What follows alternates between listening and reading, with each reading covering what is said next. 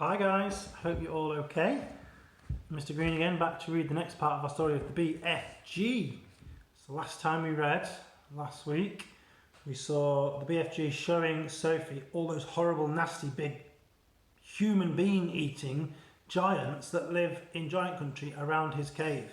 But he promised he never ever eats human beings, and he only eats dreadful, loathsome snoscumbers which taste disgusting. And he promised he would never ever hurt Sophie. But there are other giants around, and we're about to find out about one.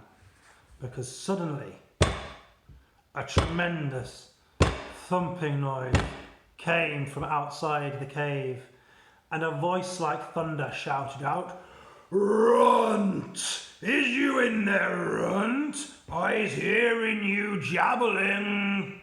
Who is you jabbling to in there, Runt?" "Right, look out!" cried the BFG. "It's the blood bottler." But before he'd even finished speaking, that stone was rolled aside and a 50-foot giant, more than twice the size as the BFG, came striding into the cave. He was naked except for a tiny little piece of dirty cloth around his bottom. Sophie was still up on the tabletop. The enormous, partly eaten snoscumber was lying on the table next to her. She ducked to hide behind it. The creature came clumping into the cave, and he stood there towering over the BFG. "Who was you jabbling to in here just now?" I was just jabbling to myself, I was," the BFG answered. "Ah, piffle fizz! Bugs wallop! You is talking to a human being. That's what I's thinking." No, I wasn't." Yes, I is guessing you has snitched away one little human being, brought it back to your bunghole as a pet. So now I is winkling it out, and I is guzzling up extra snaps now for my supper." And the poor BFG now was very nervous. No, there's no one here," he stammered. "Why don't you just leave me alone?" And the blood bottler pointed a finger as large as a tree trunk right at the BFG. "You runty little scrum-screwer," he shouted. "Piffling little pog swizzler. I's going to search this premises." And he grabbed the BFG by the arm. "You is going to help me do it. Us together, we is going to winkle out this tasteful little human being." And here is a terrifying picture of the blood bottler giant towering over BFG, who already is huge, remember? So this blood bottler is even bigger, enormous. I bet the BFG is worried about Sophie now. Now the BFG had intended to whisk Sophie away off the table as soon as he got the chance and hide her behind his back. But now there was no hope or time to do this. Sophie peered around from behind that chewed up enormous snoscumber, watching these two giants as they moved around the cave. The blood bottler, he was a gruesome sight. His skin was a reddish pink, black hair sprouted from his chest, his arms and his head and his stomach. The hair on his head was dark and long and tangled, and his foul face was round and squashy looking. The eyes were just tiny black holes. The nose was small, but the mouth was huge. It spread right across his face, almost from ear to ear. And his lips, they were like two gigantic purple Frankfurter sausages lying one on top of the other.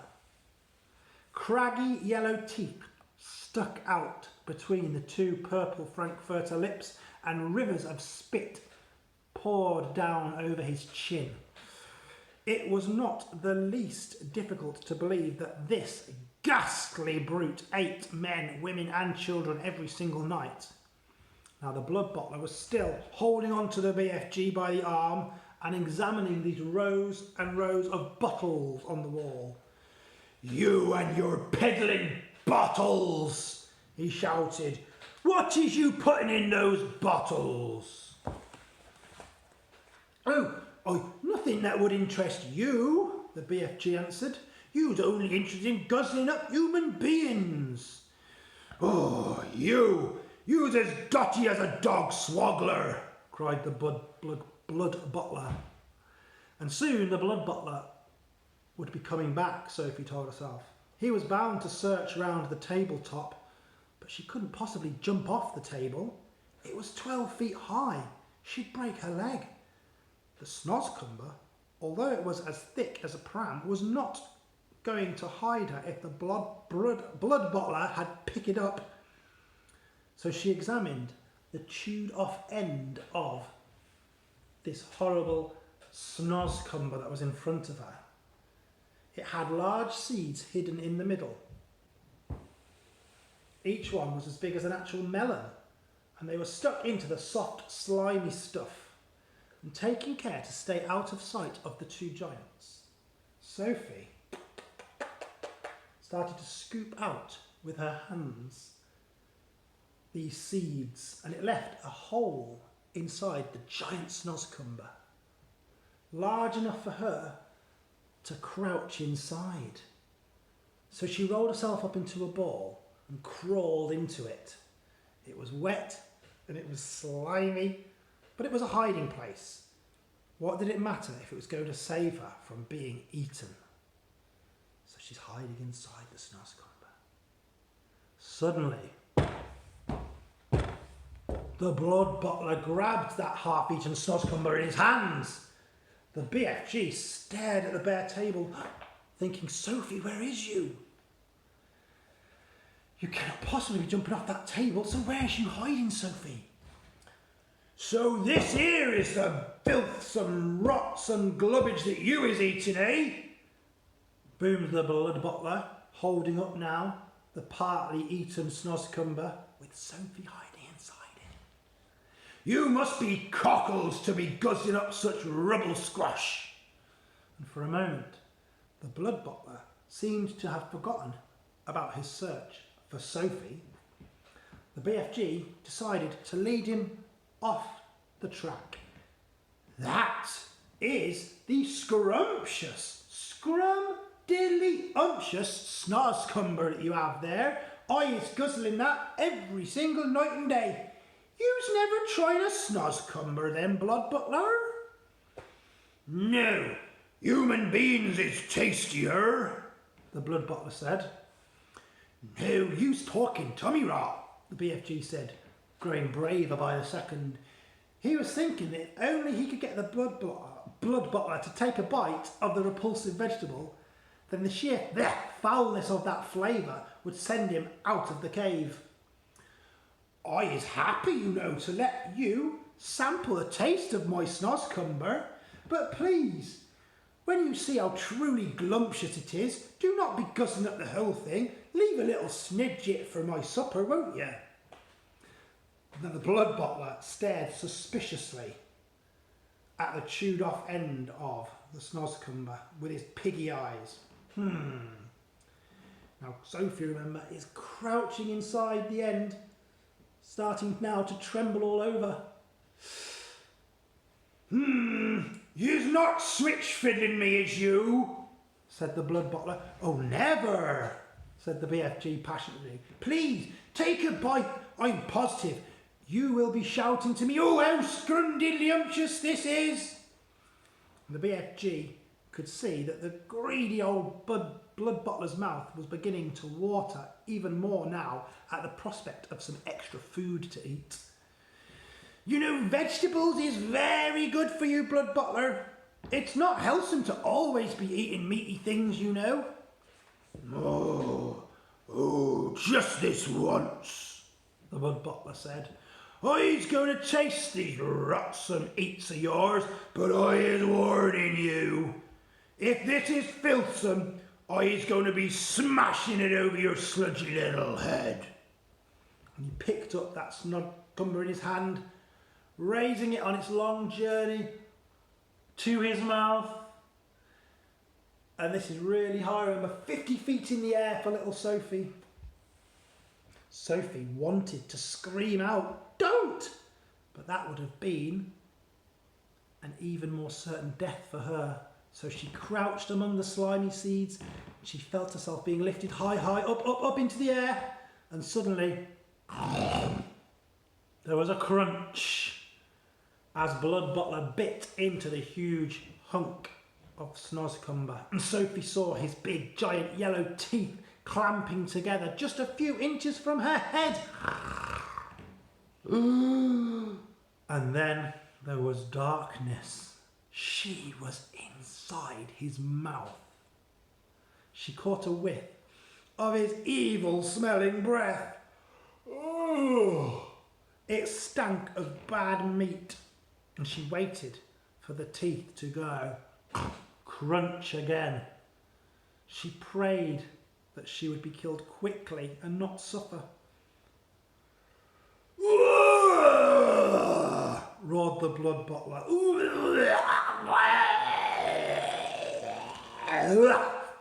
And then he spat. And all of the great lumps of Snozcumber that had been in his mouth, as well as Sophie herself, remember, went shooting out across the cave. Now, if Sophie had struck the stony wall of the cave, maybe she would have been killed herself. But instead, she hit the soft folds of the BFG's cloak as it was hanging against the wall. And she fell down to the ground, half stunned. Ooh! She crawled down under the hem of the cloak to hide and crouched there. "You little swine bugler!" roared the Blood Butler. "You little pig swiller!" And he rushed over to the BFG and smashed what was left of the Snozcumber right over his head, and fragments of that filthy vegetable splashed around all over the cave. "So you's not loving it then?" the BFG asked innocently, rubbing his head. "Loving it? That is the most disgusterous taste I've ever clutching in my teeth. You must be buggles to be swallowing that up every night. Every night you could be galloping off happy as a hamburger, gobbling up juicy little human beings, you know." "No, eating human beings is wrong and evil," said the BFG. "It is guzzly and it is glumptuous," shouted the Blood Butler. "Tonight I's galloping off to Chile, I is, to swabble myself up a few chili beans. You wishing to know why I's choosing chili beans, are you?" "I's not wishing to know anything from you," the BFG said, very dignified. "I is choosing chili because I is fed up with the taste of Esquimaux. Very important, I has plenty of cold eats in this squiddling hot weather we got. And the next coldest thing to an Esquimau is a chili bean. Human beans from Chile is very chilly." "Ugh, that's horrible. You ought to be ashamed of yourself," the BFG said. "Other giants is all saying they's wanting to gallop off to England tonight and guzzle up some school chidlers," the Blood Butler said. "I was very fond of English school chidlers, you know. They has a nice inky booky flavour. Perhaps I will change my mind and I will go off to England." "You is disgusting," said the BFG. "And you's an insult to the giant people," shouted the Blood Butler. "You is not fit to be a giant, you know. You is a squinky little squiddler. You is a pibbling little pitsqueak. You is a cream puffnut." And with that, the horrible blood-bottling giant, he strode out of the cave. And the BFG rushed over to the cave entrance and quickly rolled that stone back into place. Sophie! Sophie, where are you, Sophie? And Sophie emerged from under the cloak. I'm here, she shouted, and the BFG picked her up tenderly in the palm of his hand. I am so happy to find you all in one lump, said the BFG. I was in his mouth, cried Sophie. You was what? Cried the BFG, and Sophie explained to him exactly what had happened. And there I was, telling him to eat that filthsome snoscumber, and you all the time was inside it. It wasn't much fun, Sophie said. Just look at you, you poor little chiddler, cried the BFG. You was all covered in snoscumber and giant spit. And he set about cleaning her up as best he could. I is hating those other giants even more than ever now. You know what I should like? He said. What? Sophie asked. I should like to find a way of disappearing them, every single one of them. And I would be very glad to help you. Let's see if we can think up a way of doing it.